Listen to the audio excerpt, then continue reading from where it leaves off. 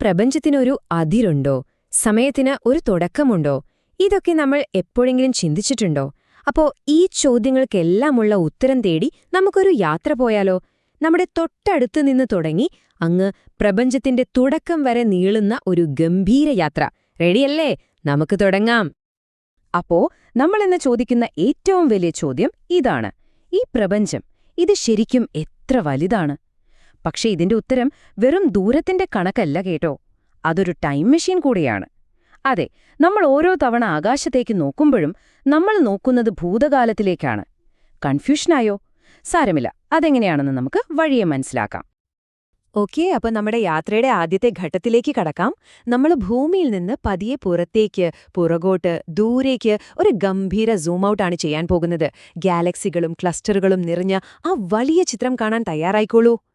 ഇപ്പോ പ്രപഞ്ചത്തെ ഒരു വലിയ കറുത്ത കടലായിട്ട് ഒന്ന് സങ്കൽപ്പിച്ചു നോക്കൂ.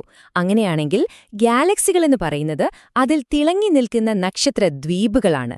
കോടിക്കണക്കിന് നക്ഷത്രങ്ങൾ ഒരുമിച്ച് കൂടിയ പ്രകാശിക്കുന്ന വലിയ ദ്വീപുകൾ. നമ്മളൊക്കെ താമസിക്കുന്ന ഈ മിൽക്കി വേ അഥവാ ആകാശഗംഗ അതുപോലൊരു ദ്വീപാണ്.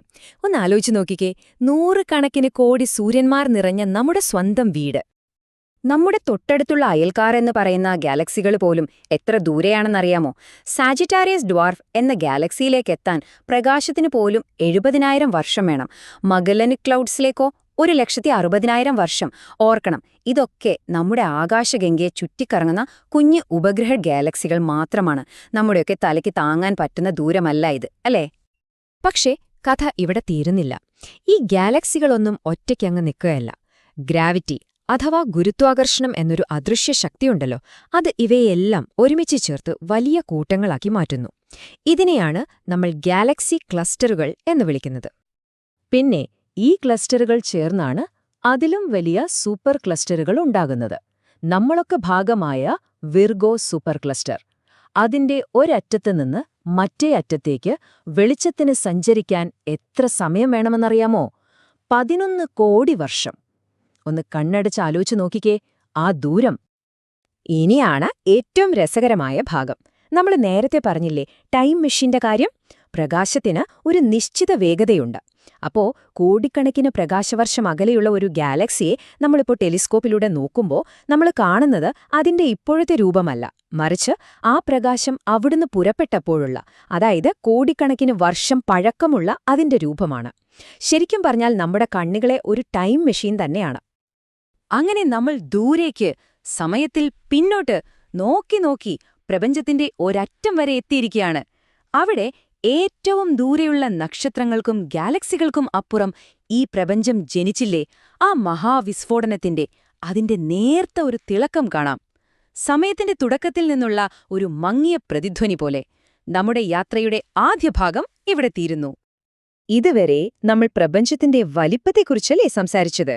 ഇനി നമുക്ക് നേരെ തിരിച്ച് ഈ ഭീമാകാരമായ പ്രപഞ്ചത്തെ ഒരുമിപ്പിച്ച് നിർത്തുന്ന അതിസൂക്ഷ്മമായ ചില നിയമങ്ങളിലേക്ക് ഒന്ന് സൂമിൻ ചെയ്തു നോക്കിയാലോ?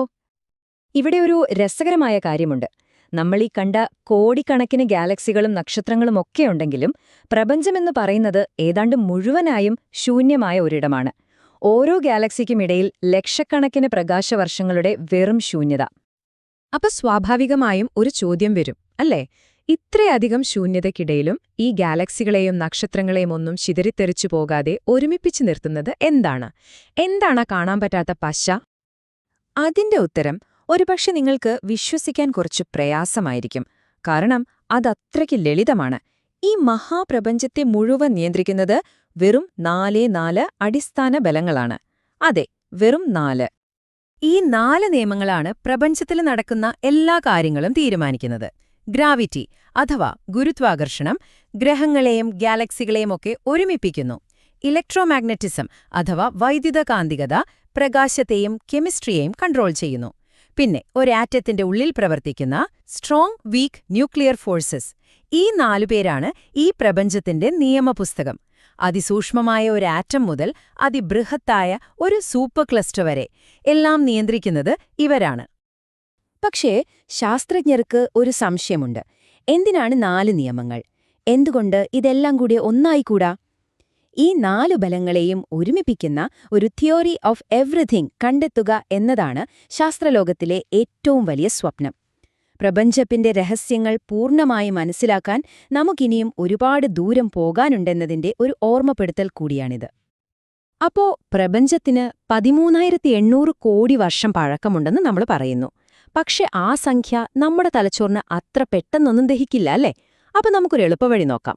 പ്രപഞ്ചത്തിന്റെ മുഴുവൻ ചരിത്രത്തെയും നമ്മളൊരൊറ്റ കാലണ്ടർ വർഷത്തിലേക്ക് ഒതുക്കിയാൽ എങ്ങനെയിരിക്കും? അതാണ് കോസ്മിക് കാലണ്ടർ എന്ന ആശയം. ഈ കാലണ്ടർ അനുസരിച്ച് ജാനുവരി 1-ാം തീയതി അർദ്ധരാത്രിയാണ് ബിഗ് ബാങ് അഥവാ മഹാവിസ്ഫോടനം നടക്കുന്നത്. പിന്നെ മാസങ്ങൾ കടന്നുപോകുന്നു. നമ്മുടെ സൂര്യനും ഭൂമിയുമൊക്കെ ഉണ്ടാകുന്നത് എപ്പോഴാണെന്നോ? സെപ്റ്റംബർ 10-ന്. ആദ്യത്തെ മനുഷ്യൻ ഭൂമിയിൽ വരുന്നത് ഡിസംബർ 31-ന് വൈകുന്നേരമാണ്. പക്ഷേ ഏറ്റവും ഞെട്ടിക്കുന്ന കാര്യം വരാനിരിക്കുന്നതേ ഉള്ളൂ. നമ്മുടെ ആധുനിക ശാസ്ത്രം, ടെലസ്കോപ്പുകൾ, ബഹിരാകാശയാത്രകൾ ഇതെല്ലാം സംഭവിക്കുന്നത് ആ വർഷത്തിലെ അവസാനത്തെ ഒരൊറ്റ സെക്കൻഡിലാണ്. അതെ, നമ്മുടെ രേഖപ്പെടുത്തിയ മുഴുവൻ ചരിത്രവും നമ്മുടെ സംസ്കാരവും അറിവുകളും എല്ലാം ആ കോസ്മിക് വർഷത്തിലെ അവസാനത്തെ 60 സെക്കൻഡിനുള്ളിൽ ഒതുങ്ങും. ആ അവസാന നിമിഷങ്ങളിൽ എന്തൊക്കെയാണ് സംഭവിച്ചതെന്ന് നമുക്ക് പെട്ടെന്നൊന്ന് നോക്കാം. മനുഷ്യൻ എഴുതാൻ പഠിച്ചത്, അക്ഷരമാല കണ്ടുപിടിച്ചത് എപ്പോഴാണെന്നറിയാമോ? ആ വർഷം തീരാൻ വെറും 50 സെക്കൻഡ് ബാക്കിയുള്ളപ്പോൾ. എന്നാൽ ഇതിലെ ഏറ്റവും പ്രധാനപ്പെട്ട കാര്യം ഇതാണ്. ഈ പ്രപഞ്ചത്തെക്കുറിച്ച് നമ്മളിന്ന് മനസ്സിലാക്കിയ കാര്യങ്ങളില്ലേ, ഗാലക്സികളെക്കുറിച്ചും ബിഗ് ബാങ്ങിനെക്കുറിച്ചുമൊക്കെയുള്ള നമ്മുടെ അറിവുകൾ, ഇതെല്ലാം നമ്മൾ നേടിയെടുത്തത് ആ കാലണ്ടർ വർഷത്തിലെ അവസാനത്തെ ഒരൊറ്റ സെക്കൻഡിലാണ്. 13,800 ദശലക്ഷം വർഷങ്ങളിൽ വെറും ഒരേയൊരു സെക്കൻഡ്. അപ്പോ ഈയൊരു കാഴ്ചപ്പാട് നമ്മളെ എവിടെയാണ് കൊണ്ടുചെന്ന് നിർത്തുന്നത്? ഇത്രയും വലിയൊരു പ്രപഞ്ചത്തിൽ, ഇത്രയും നീണ്ടൊരു കാലയളവിൽ നമ്മുടെയൊക്കെ സ്ഥാനം എന്താണ്? ഒരു കാര്യം നമ്മൾ എപ്പോഴും ഓർക്കണം. ശാസ്ത്രമെന്ന് പറയുന്നത് അവസാനത്തെ വാക്കല്ല. അതൊരു പുരോഗതി റിപ്പോർട്ട് പോലെയാണ്. ഇന്ന് നമ്മൾ ശരിയെന്ന് വിശ്വസിക്കുന്ന പലതും നാളെ ചിലപ്പോൾ മാറിയേക്കാം. കാരണം നമ്മുടെ അറിവിനായുള്ള യാത്ര ഇപ്പോഴും തുടർന്നുകൊണ്ടേയിരിക്കുകയാണ്. അപ്പോ ഈ യാത്രയുടെ എല്ലാം കാതലായ ആശയം ഇതാണ്. നമ്മുടെ കണ്ണിന് കാണാൻ പറ്റാത്ത ഒരു ആറ്റത്തിന്റെ ഉള്ളിലെ കണങ്ങളെ നിയന്ത്രിക്കുന്ന അതേ 4 നിയമങ്ങൾ തന്നെയാണ് കോടിക്കണക്കിന് പ്രകാശവർഷം വലുപ്പമുള്ള സൂപ്പർ ക്ലസ്റ്ററുകളെയും രൂപപ്പെടുത്തുന്നത്.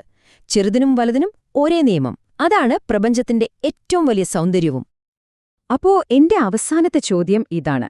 ആ കോസ്മിക് കാലണ്ടറിലെ അടുത്ത സെക്കൻഡില്, അറിവിന്റെ ആ പുതിയ നിമിഷത്തില് നമ്മൾ മനുഷ്യര് എന്തൊക്കെയായിരിക്കും കണ്ടെത്താൻ പോകുന്നത്?